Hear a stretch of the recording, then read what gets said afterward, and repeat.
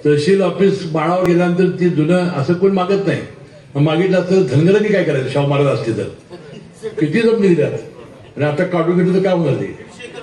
हा, मारक्या बिरक्यात तुम्ही जाणार कुठं? आता ते शिंदेची जमीन काढूनच घेतली. वास्तविक आता जरी ते विरोधक असले, पराभूत झाले असले तरी प्रकाशराव गाडेकरांनी ज्या भावना व्यक्त केल्या मी त्यांची सहमत आहे.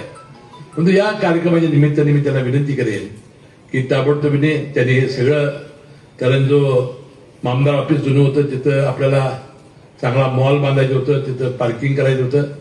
कागल शहरामध्ये पार्किंगला अजिबात जागा नाही, सगळी वाहनं रस्त्यावर लावलेली असतात. चांगली सोय तिथं नगरपालिकाने, शेवटी नगरपालिकेला आपण हस्तांतर करणार होतो, त्यांनी द्यावं. आम्ही तर कोर्टाचा लढा लढूच, रस्त्यावरचा तर लढा आम्ही लढूच, आरक्षणीय आहे. तर त्याने इतका हव्या संपत्तीचा धरू नये.